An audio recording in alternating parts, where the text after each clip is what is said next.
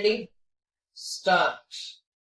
I wanted the world to see that India did not lack faith in herself and that India was prepared to cooperate even with those with whom she had been fighting in the past, provided the basis of cooperation today was honorable, that it was a free basis, a basis which would lead to the good not only of ourselves but of the world also. That is to say, we would not deny the cooperations simply because in the past we had fought and thus carry on the trial or our past karma along with us.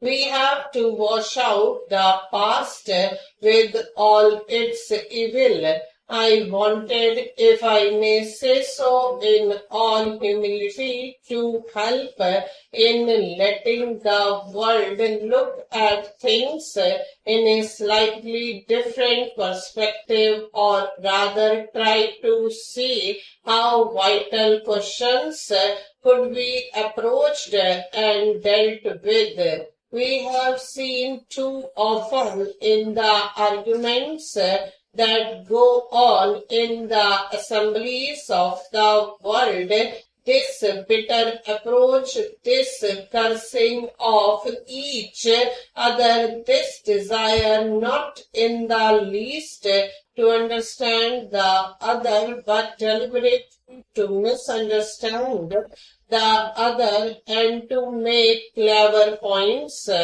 It may be a satisfying performance for some of us on occasions to make clever points and be applauded by our people or by some other people.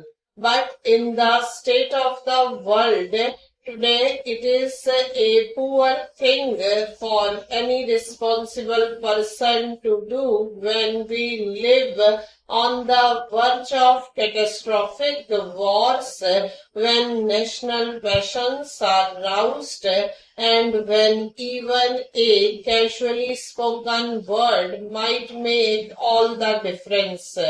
Some people have thought that by our joining or continuing to remain in the Commonwealth of Nations, we are drifting away from our neighbor in Asia, or that it has become more difficult for us to cooperate with other great countries in the world. But I think it is easier for us to develop closer relations with other countries while we are in the Commonwealth than it might have been otherwise. This is rather a peculiar thing to say. I have given a great deal of thought to this matter. The Commonwealth does not come in the way of our cooperation and friendship with other countries. Ultimately, we shall have to decide, and ultimately the decision will depend on our own strength. If we dissociate ourselves completely from the Commonwealth, then for the moment we are completely isolated. I think you will find that during this period of 2 years or less, India has gone up in the scale of nations, in its influence and in its prestige. It is a little difficult for me to tell you exactly what India has done or has not done. It would be absurd for anyone to expect that India can become the crusader for all causes in the world and bring forth results.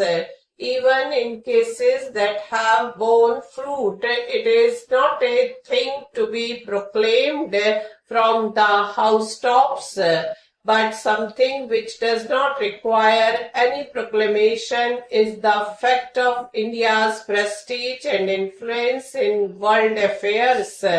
Considering that she came on the scene as an independent nation only a year and a half or a little more ago, it is astonishing the part of India has played. One more thing I should like to say. Obviously, a declaration of this type or the resolution that I have planned before the House is not capable of amendment. It is either accepted or rejected. I am surprised to see that some honorable members have sent in notices of amendments.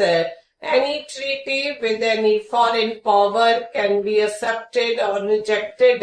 It is a joint declaration of 8 countries and it cannot be amended in this house or in any house.